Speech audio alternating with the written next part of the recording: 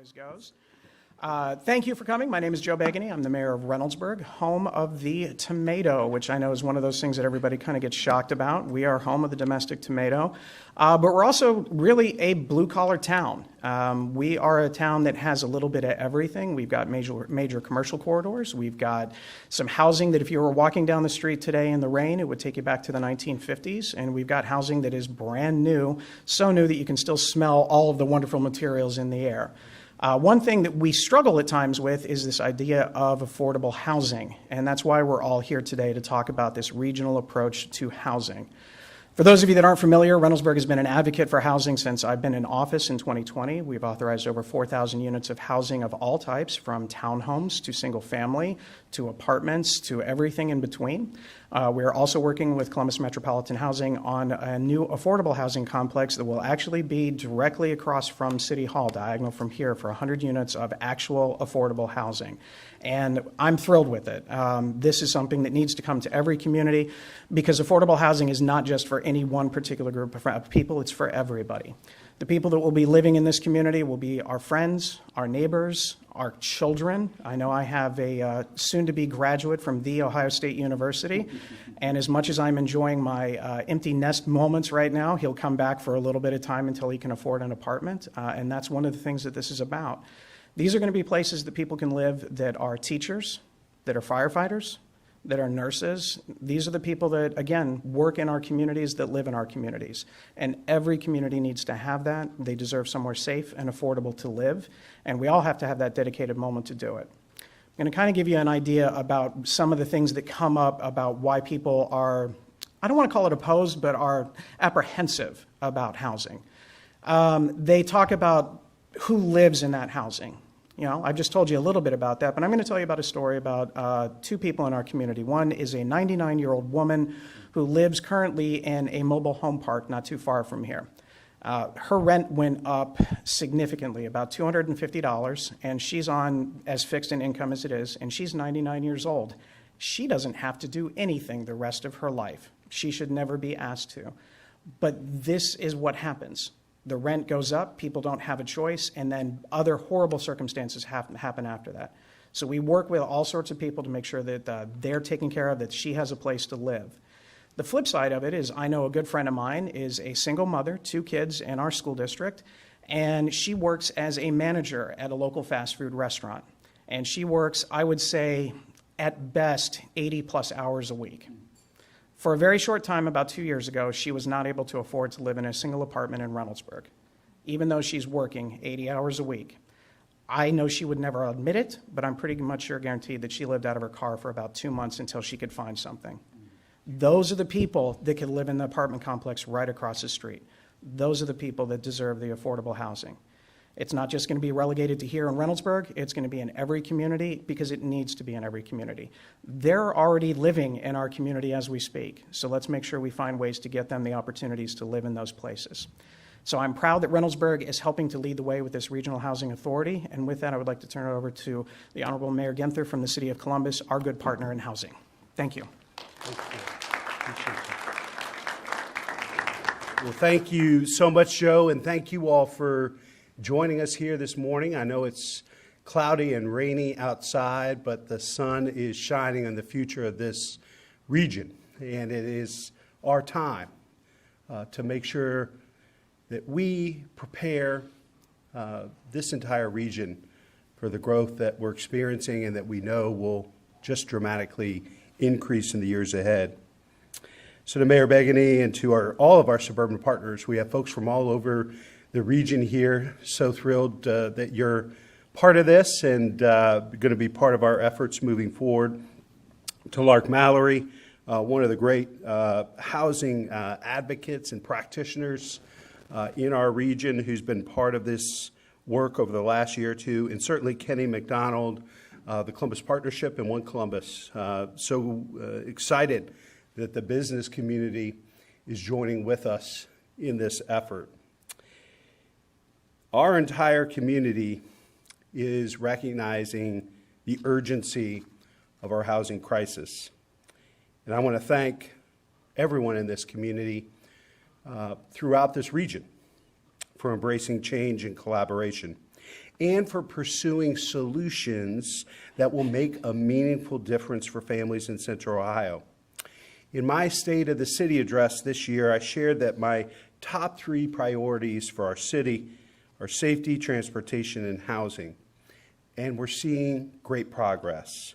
I'm pleased to say that Columbus is a national leader in homicide reduction. Year to date, homicides and violence in Columbus is down 24%.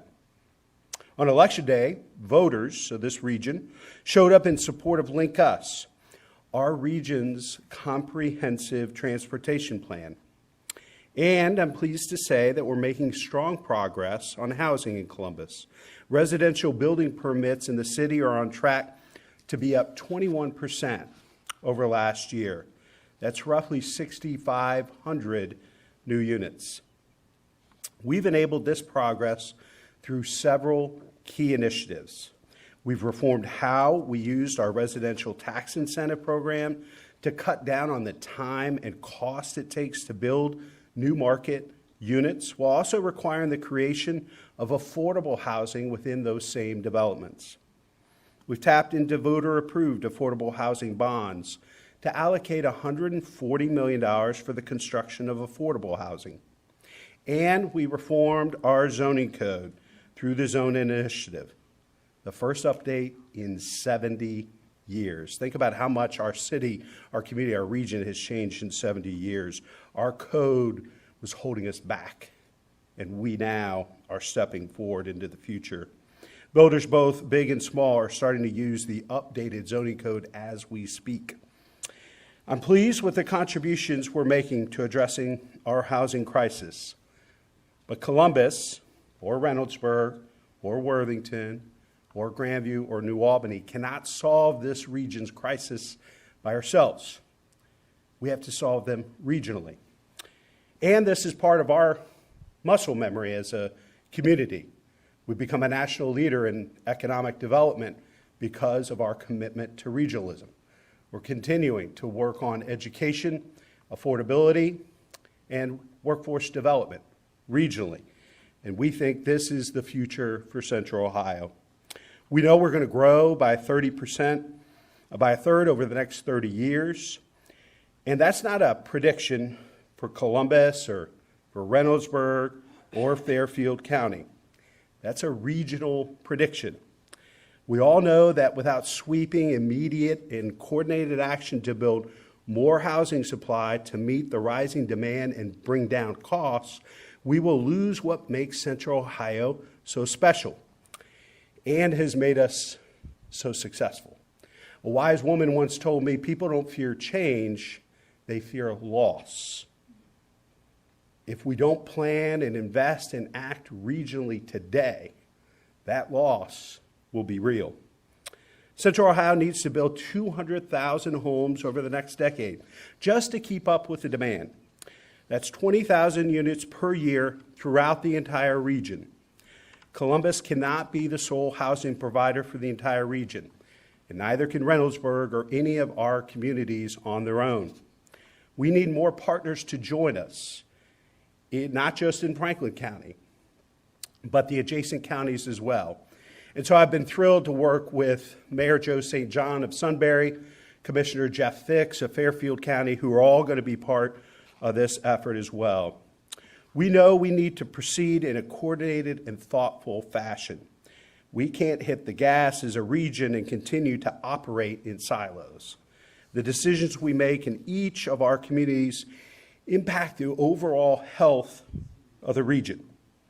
We must be purposeful and efficient in the use and deployment of our resources so we may house everyone in our region, because time is of the essence. We know that the growth that is coming is not up for debate or discussion or argument. It is real. It is coming. We are going to grow more in the next 30 years than we have in the last 70. The only way we can make sure that everybody that works in this community can afford to live in this community is to join in this regional effort. We believe that everybody who serves this community should have the ability to live here too. And that means all of us need to be in this together. So I know that Commissioner Fix was going to join us this morning, but he's testifying at the State House, so he may join us in a few minutes. So I'm going to turn things over to Lark Mallory, who's been part of this planning effort for the last couple of years. Lark?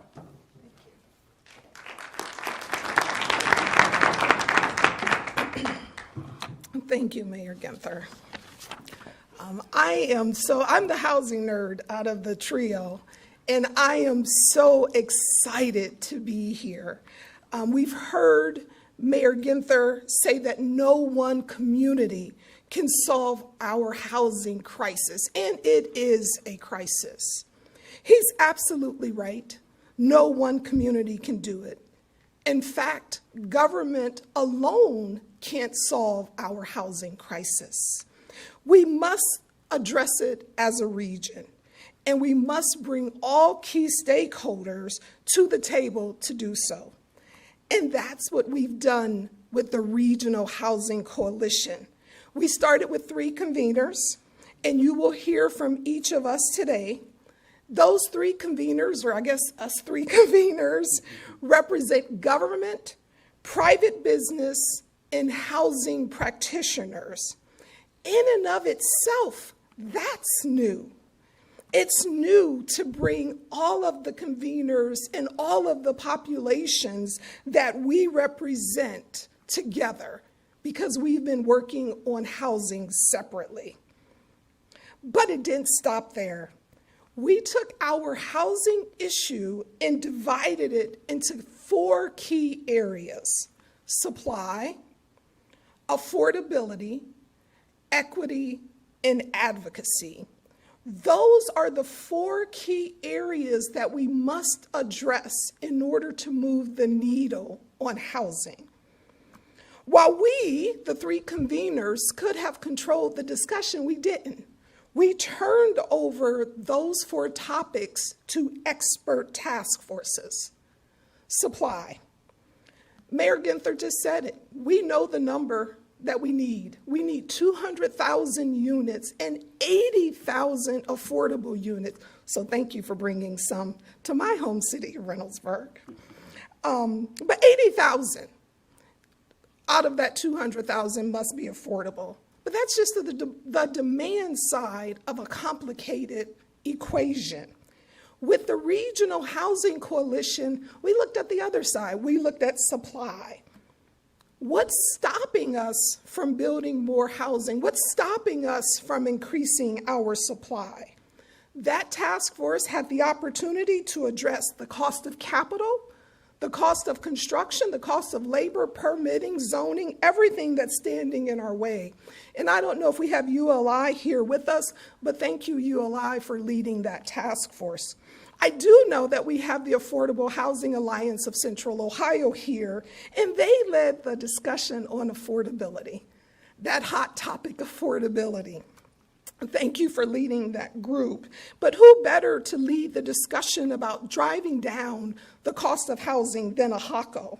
And we aren't just talking about multifamily rental housing, we're also talking about home ownership and the cost of home ownership. What we know is that home ownership is one of the fastest and biggest ways that families build wealth. It's how they send their children to college. It's how they have the money to start businesses. We have to address home ownership as part of the issue around affordability. And why is it important? Because we have gaps in wealth in our community. And that's why we also had a task force around equity. Our region is not only growing in number, but it's also growing in the diversity of the demographic groups. We can't do things the way we've always done, or we won't move forward as a group, as a family. The Equity Task Force focused on how to bring different populations to the table to solve our housing issues, how to make sure those populations enjoy the boom that our overall region is experiencing. All of us benefit from a more equitable community. As they say, a rising tide lifts all boats. So thank you to the folks at Rising Innovation Center for leading that effort. Finally, there was the issue around advocacy. While those of us in this room may understand the housing issue and its effect on our region, we know that not everyone does. We need to bring our citizens and our elected officials along with us. To get there, we had to address advocacy, and MORPC led that effort. Thank you to the folks at MORPC. This work, I mentioned all of the 4 task forces, and this work would not have been possible without them. It was time intensive, cutting edge, and required a new way of thinking and patience. A lot of patience. We had hundreds of people join the task force groups and come together and have the discussions. If you look at AHACO alone, they had over 100 people representing 86 different organizations. And they did that on more than one occasion. That's what it means to bring the community along. This was not a top-down approach to addressing housing. We brought everyone along with us. For that reason alone, we did something that was different, and we did something that hadn't been done previously. As I mentioned, we started with 3 conveners. We divided housing into 4 key areas. We assigned each one to an expert task force, and then we invited hundreds of people. We took a bold and collaborative action to address an issue that is plaguing our entire region. The Regional Housing Coalition is proof that once we come together, when government, business, community leaders unite, we can create real and sustainable change. But that's just the beginning. We aren't done yet. The work doesn't stop now. I don't know, I might be stealing some of your thunder, but I'm going to go for it anyway. Keep still, okay. Over the next several months, these same leaders, advocates, and stakeholders will work together to stand up an organization whose sole focus will be addressing housing in our region. That organization will bring about meaningful and impactful housing change. And we need every one of you, every organization, and every individual who cares about the future of this community to continue to show up, to advocate, and to drive the solutions that we need. This was, it is, and will continue to be a community effort. We are only as strong as our collective will. Together through this coalition, we will increase the supply of housing, we will ensure affordability, promote equity, and advocate for the changes that will make our region a place where everyone has an opportunity to thrive. Like Mayor Begany, I too have children in college, and that boy of mine is at home right now. He needs a place to live. And now is the time that we take collective action, because together we can transform the housing landscape for my son, for the mayor's children, for all of our future generations. Today's announcement of our Regional Housing Coalition work is just the beginning. Now it's time that we get her done. Thank you. And with that, let me introduce Kenny McDonald from the Partnership in One Columbus.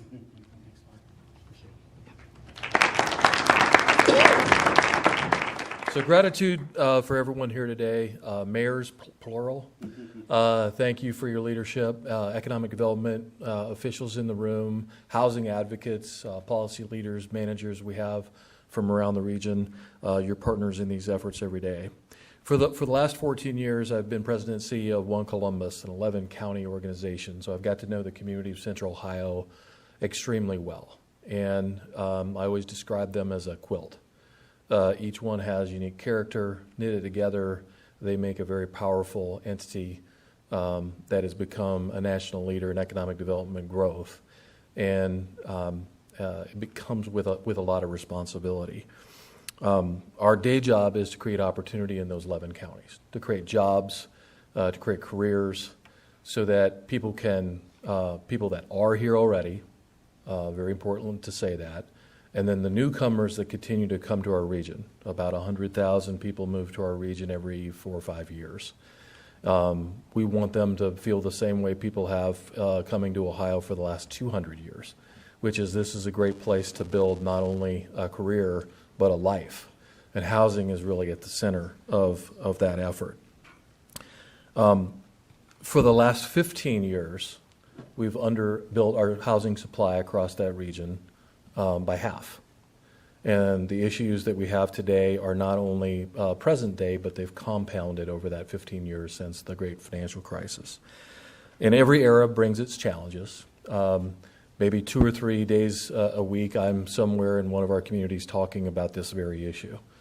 Here today, I'll be in Marysville later this week. I was in Mount Vernon last week talking to community groups about economic development, their future plans, how to put comprehensive plans together that we're talking about, not only where the jobs are going to be, but where the utilities might be that are going to not only serve those employment centers, but the houses that need to be built to serve them.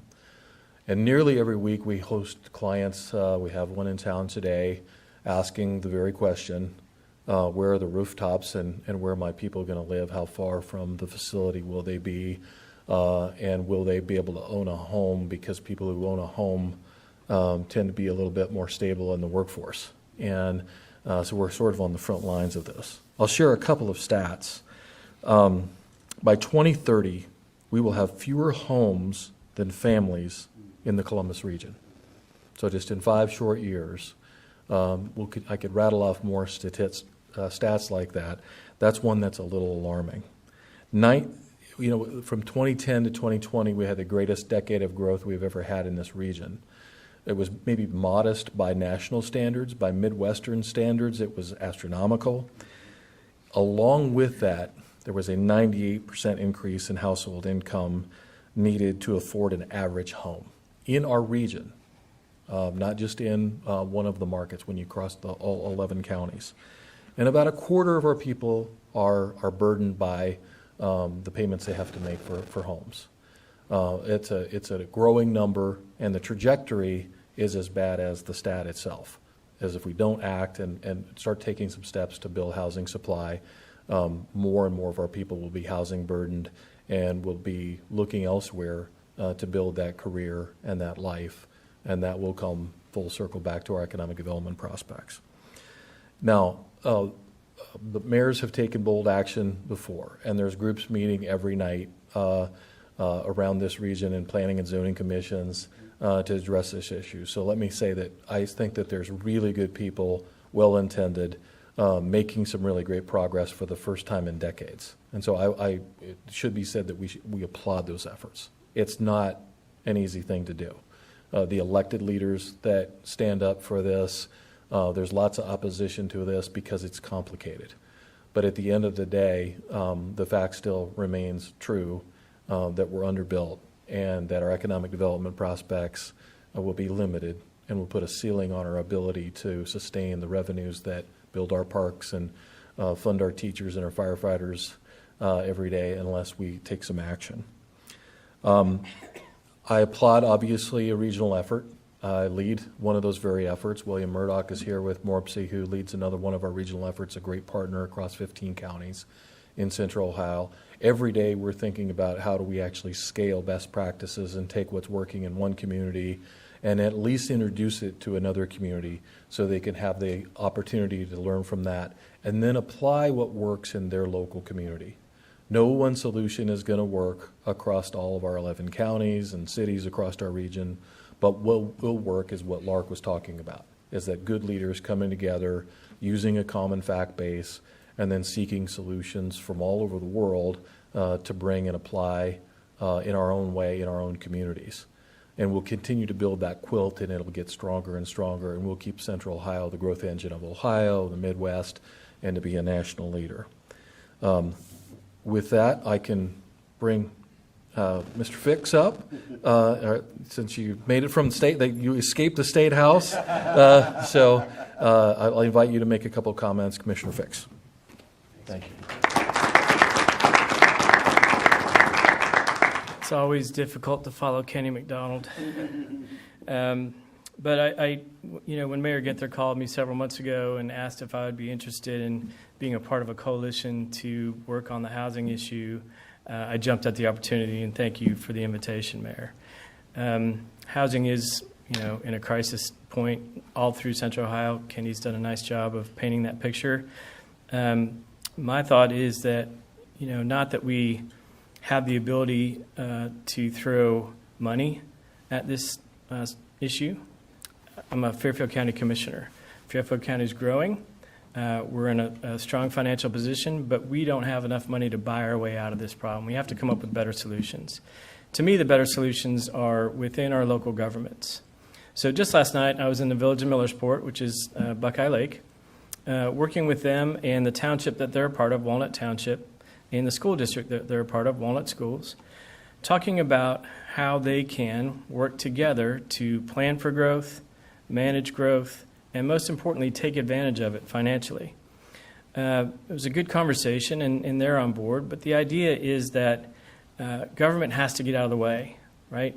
So many times when I talk to developers, they're concerned about finding that surety of execution. And if they don't know the rules, or the rules aren't up to date, or someone's going to get in the way, they'll take their money and invest it elsewhere. And that's a problem for us, right? We need those investments here in Central Ohio. So we need to work with our planning commissions and our townships and our villages and our cities to get them to understand that growth is not a bad thing. Growth is a good thing. And when it's planned for appropriately and managed positively, and we put the taxing projects in place, new community authorities and CEDAs, and we work cooperatively between the townships and the villages and the schools, that everybody can win. When I told the folks in Millersport last night, if you do this and you build just a minimum, right, several hundred homes over the next decade, you'll never have to go back and ask for a tax levy again. The township will never have to go ask for a fire levy or a roads levy. The schools will never have to go back and ask for another levy. The city won't have to raise their taxes if you do this right. So to me, it's incumbent upon us as community leaders to find a way to work together to do what's right for our communities. It's not popular. I spent 2 years working on this. I did a tour of all of our townships and all of our villages in Fairfield County a year ago this time. Lots of torches and pitchforks, right? When you talk about people wanting to grow in their community, they're afraid of that, right? Change is scary. We have to show them that change can be a positive thing and that growth can be beneficial to them as a current resident of that township or that village. That if we work really hard to preserve the land by growing with density and protect the taxpayers by using new community authorities, it's everyone can win, right? So that's my mission in Fairfield County. I'm trying to spread the gospel everywhere I go. We're working with other county commissioners around Central Ohio, working a lot with Mr. McDonald and his team, and anybody who will listen. I will tell the Fairfield County story. We're just really getting started on this. 2 years is a long time, but in government, that's actually moving fairly quickly. So I am grateful, Mayor, for the invitation to be a part of the coalition, and I look forward to working with the group. Thank you.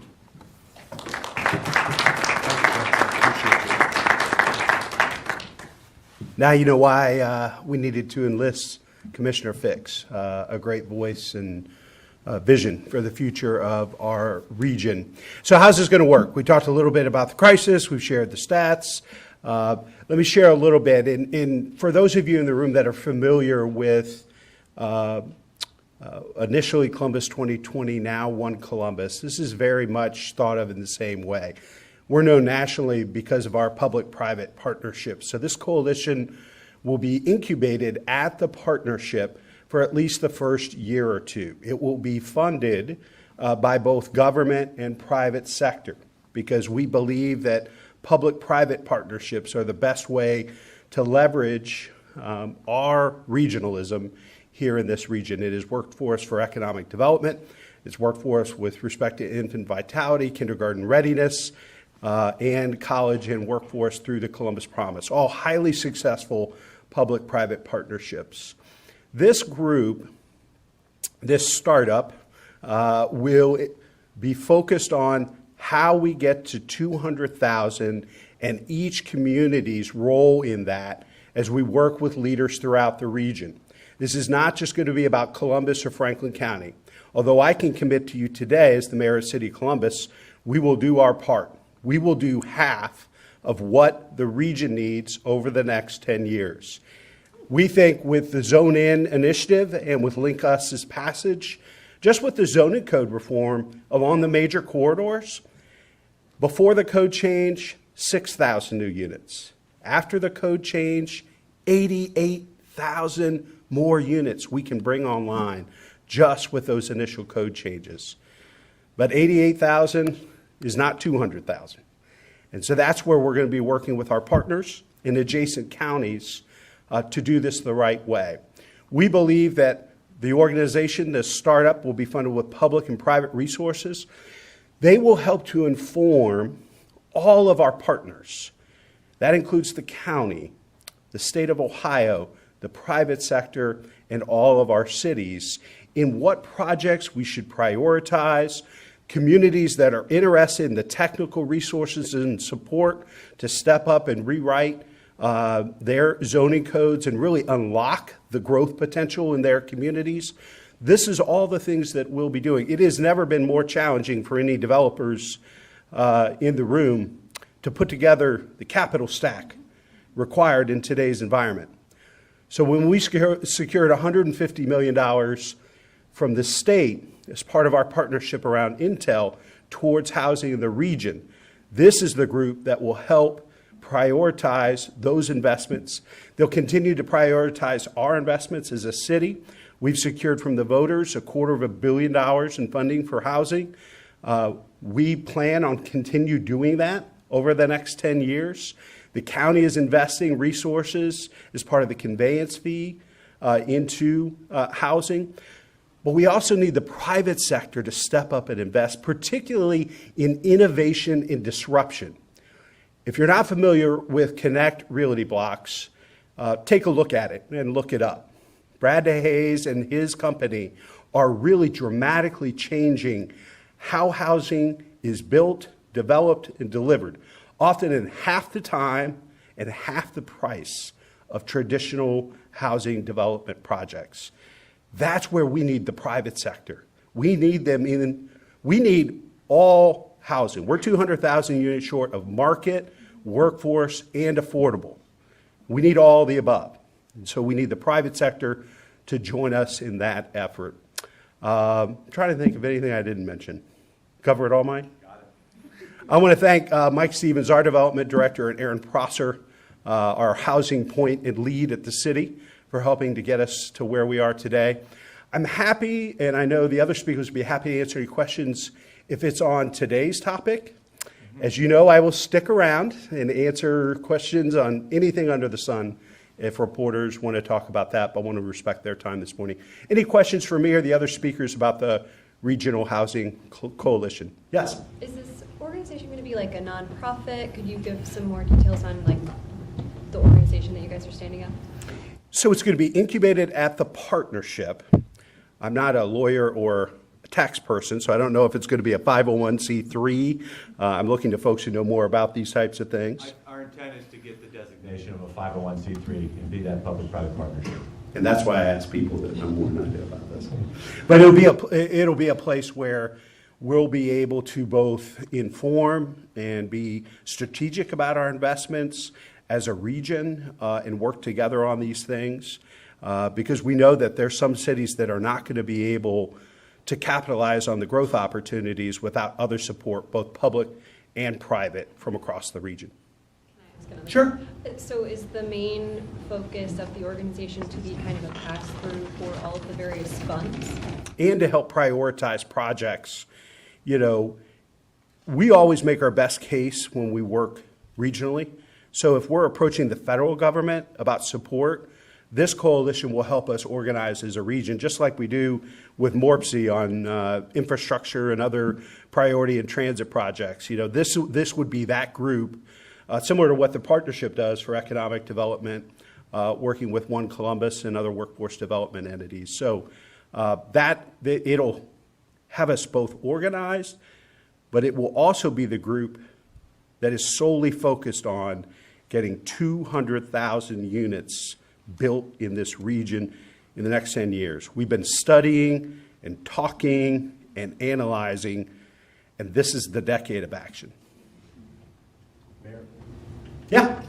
Hi. Kevin. The word affordable housing has been thrown out, I counted about 14 times today. I don't know if people understand what affordable means. Can you define what affordable housing means in terms of what the monthly rents you're looking at if this project takes off? What are people going to have to pay? I'll let our housing practitioner maybe speak a little bit to that. Here's the bottom line. We need more of everything. We are short market rate housing. We are short workforce housing. We're short affordable housing. We're short permanent supportive housing. We underbuilt since before the Great Recession, and we've continued to grow. So you go back to Econ 101, supply and demand.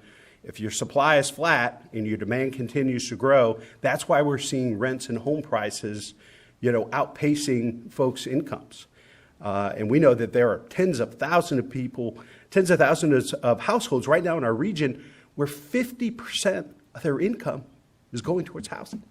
That's just not sustainable, particularly if we're going to grow by another third. So I think you're going to see us investing in projects, that are market rate, workforce, and affordable. So I think that's roughly, market rate, and affordability for workforce to be 60%, 80% of AMI. I'll let you. Okay, no, don't leave, because you stay right here. So you can answer everything else. So when we use the term affordable, and if you please remember this, we're saying that you can afford housing if it costs no more than 30% of your income. So what, say, the mayor can afford, what I can afford, what you can afford, it's all going to vary. It's going to be different because it's based on 30% of our income. When we use the term workforce, you know what market rate means, but when we use the term workforce, we're talking about 80 to 120% AMI, and when we use the word affordable, big A affordable, we're talking about anything less than 80% AMI. So imagine, and Carly, correct me if I'm wrong here, a teacher is right around 60 to 70% AMI. So a teacher can't even afford workforce. We're talking about big A affordable housing. A nurse is right around 80% AMI, so that would be what we would call workforce housing.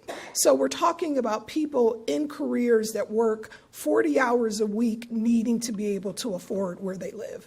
And I think one of the other really important things is we have to dramatically increase the amount of market rate housing because, again, back to supply and demand, if we don't dramatically increase that, home prices will continue to grow much faster and make us less competitive as a region for economic development because companies are not going to stay here, relocate here, or expand here if they're not going to be able to find good housing for their employees. It's all about attracting and retaining the best and the brightest. And so by having more market rate housing, it slows down the costs of living for folks regardless of what you make. Yeah? Hi, my name is Anna Lynn. I'm with the Columbus Dispatch. So you're here representing the City of Columbus. There's also folks from Reynoldsburg and Fairfield County. Are there any other local governments that have committed to being part of this coalition at this point? Yeah, and we can get you an exhaustive list. Mayor Joe St. John of Sunbury is going to be involved with this in Delaware. Obviously, Commissioner Fix. We'll get you a list of folks that are going to be engaged and involved. There's going to be kind of a smaller steering committee as we get this incubator off the ground in the first quarter of next year. And then obviously we're going to grow. Lark spoke to the number of folks, and Kenny did as well. The folks we've talked to in all the adjacent counties, they're going to remain engaged and involved. But the work of this startup will really be guided by a smaller group of regional leaders, both elected officials and CEOs and private sector folks. And I just wanted to ask, following up on that, how do you plan to engage other suburbs, for example, maybe some here in Franklin County who might be reluctant to allow additional affordable housing, even other folks in surrounding counties as well? Jeff, Joe, and I are going to go knock on their door and ask them to to join this incredible opportunity for this region.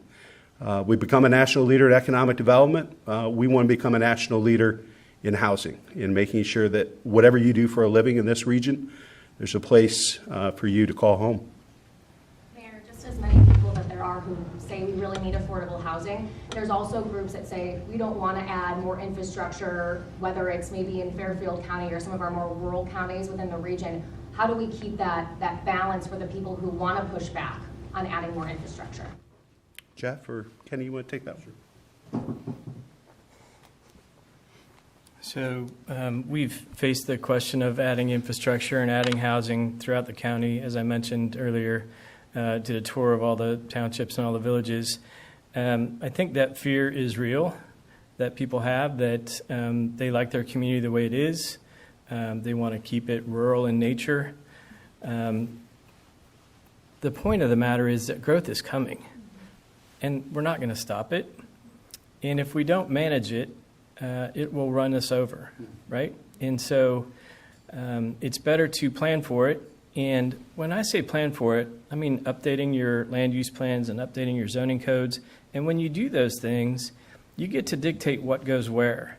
And you get to dictate to what standards those things are built. In Fairfield County, we're not talking about a ton of affordable, capital A, I guess, as Lark says. We know that if we build market rate housing and workforce housing, that the cost of buying homes or renting apartments in Fairfield County eventually will come down, supply and demand, right? So our focus is on workforce housing, right? Trying to build those homes that the teachers that teach in our schools and the firemen that protect us and the policemen that protect us and the nurses that take care of us when we go to the hospital. Right now, those folks can't afford to live in Fairfield County. We need to do a better job of building more workforce housing so that they can afford to live there. And again, as we build more, the price of everything, hopefully, will at least stop rising off the charts, right? If we build enough, things will slow down a little bit and people can afford to live where they want to live. Kenny, you want to talk about the business case and why? I'll just reiterate what I said before. I think you're right that growth is coming, but it also isn't a right. I think communities that want to sustain their tax revenue, they want to maintain their parks, maintain their schools, are going to have to consider an appropriate amount of housing. And that's why I referred to, going back as far as 200 years ago, people have moved to Ohio, built communities, built schools, some of which we enjoy we take for granted that these things were built decades ago in different economic cycles. We're in one of those now where we're actually seeing an upswing and we're building industrial plants and things across our region, reshoring things from around the world. That's creating new employment centers, and it's maybe changing the landscape a little bit. Commissioner Fix couldn't be more right. The more planning we do, particularly comprehensive planning, and doing it together so that the adjacent jurisdictions are doing it, you're aware of what they're doing as well, helps us plan and place things where we want without losing the character of the place, but also accommodating growth for those young people that want to stay in your communities so that our kids and grandkids can stay in the communities that we live in as we grow and not be forced out because of growth, which is what a lack of planning leads us to. So you said it very well. Please. I should mention the bigger play for us is an attack on poverty, right? When we have the opportunity to grow better paying jobs in our communities, we have the opportunity to raise people up out of poverty. We look at the percentage of children in our school districts that are on either free or assisted lunches, and we recognize that those numbers are too high. And that to us is a sign that people could do better. And so, the idea that we're bringing all of these wonderful jobs to Central Ohio and that we don't have a place for the people who should be filling those jobs, we don't have an affordable place for them to live, flies in the face of trying to attack poverty. Kenny and the governor and lieutenant governor have done a great job of bringing all these wonderful jobs here. It's now on us to make sure that the people who we want to fill those jobs, to raise the level of pay around Central Ohio, have a reasonable place to live. So when you look at the really big picture, right, this is all about raising everybody up by building enough houses to make it a reasonable place for everybody to live. Thank you.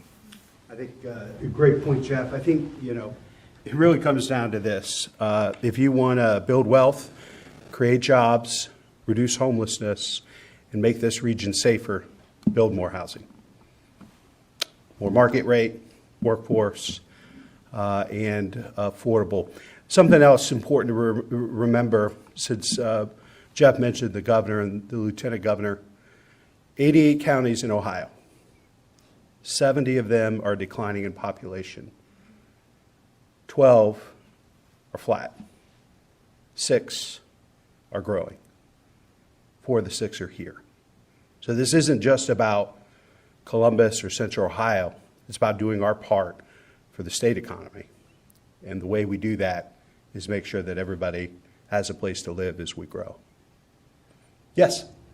Could one of you walk us through an example of how the coalition will work? Is it looking at that 200,000 number and figuring out which communities can take a piece of that and then getting those projects off the ground together?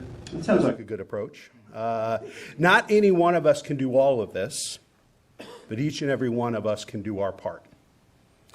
And as we have looked at a regional economic development strategy, it has not just been about Columbus at the expense of Reynoldsburg, or on behalf of Fairfield County at the expense of Franklin. It has been a regional approach. Everybody in this region has a role to play. I don't expect anybody in this region to commit to my 100,000 units. And I know my development director is sweating up here thinking about that right now.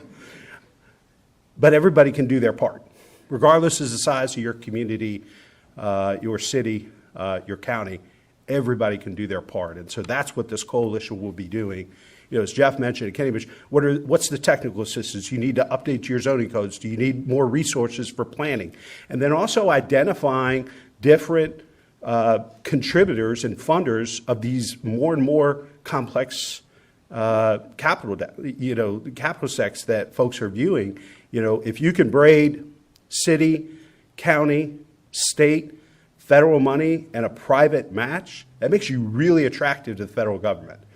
And even with the change in the administration, the one thing I remember about the Trump administration is public-private partnerships are things that they really like to focus on and invest in.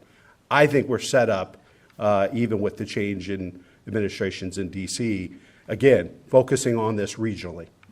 Mayor, how is the coalition going to incentivize developers to build this affordable market rate housing? There hasn't been a single developer in this press conference that's got up and said, I'm ready to step up. I think it's going to be about helping to organize resources to make that capital stack work. I think it will also be about potentially putting forth land and working with other incentives to try to make these projects work. There are going to be a variety of ways. Resources, code changes, and partnership are going to be the way we do this. I mean, quite honestly, it's the way economic development works. In the way we go about it, from site selection to incentives to workforce, it's the same sort of approach we're going to take to housing. So tax abatements are part of the plan? Well, that'll be up to each community. And obviously, by expanding our citywide CRA about a year ago, it's helped us increase opportunities for housing, both affordable, market rate, and workforce all over the city, as opposed to just certain parts of the city. Any other questions? Yes?